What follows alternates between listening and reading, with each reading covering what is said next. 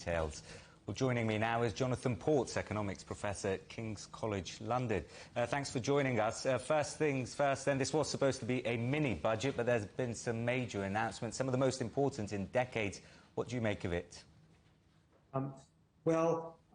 Essentially, the government has ditched the consensus on how to run fiscal policy that has been in operation in the UK for really the last 40 years or so, that you should try and use fiscal policy to stabilise the economy in certain circumstances, but not too much of it, and that primarily that should be the role of the Bank of England, and that you should aim for a broadly sustainable fiscal policy. Now, there have been big arguments about exactly what that meant and what the best way of doing that was in practice, particularly in the early 2010s over the austerity, but those arguments were still within that basic framework.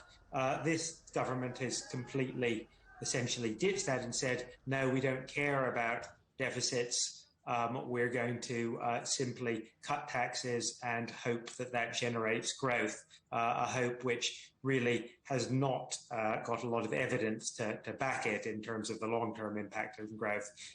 So it is a big break with past policy, particularly a big break with the policy of the Conservative government over the last 12 years. And it's quite a risky one, and certainly financial markets have not reacted very well to it so far. Yeah, and the Prime Minister was a key minister in the government over the last decade or so. But looking at the criticism these plans have faced, the top 1% of earners are set to gain the most. Who do you think the winners and the losers are going to be? Oh, well, this is very clearly a budget that is designed to help the better off. It directs tax cuts primarily at people who are earning more rather than people who are earning less. The claim is that that will somehow improve their incentives, make them work harder, be more entrepreneurial. As I said, there's not really a lot of evidence to support that. So they are the big winners.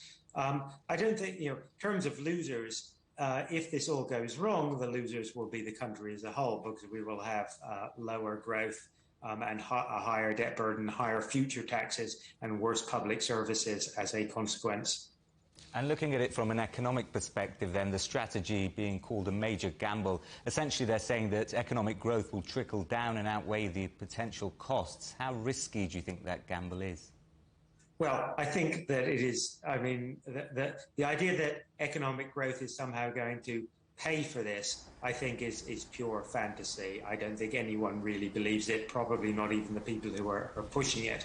The gamble, that's not to say that the objective of increasing growth is the wrong one. It's the right one. And of course, all governments want to increase growth.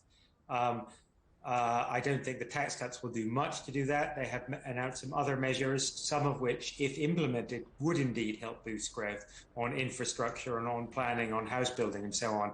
And those are welcome. Of course, previous governments have also said they want to do those as well. So the proof there is very much in the delivery rather than in the announcement. And just lastly, then, these are extraordinary times for the UK economy. We had that recession warning just yesterday. Do you think these measures are going to make much of a difference there? Well, I think in the short term, the energy price guarantee will moderate the depth of any recession. It will help reduce measured inflation. It will help reduce the hit to real incomes, particularly for the less well-off.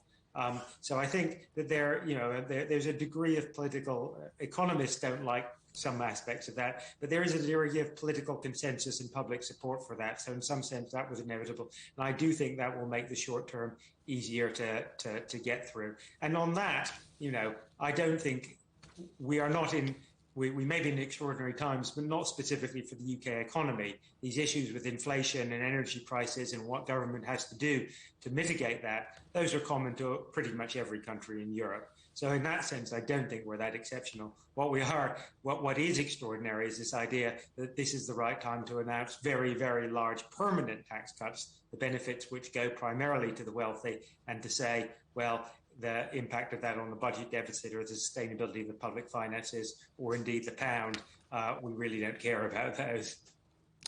Thanks for your insight, Jonathan. That's Jonathan Portes, economics professor at King's College London.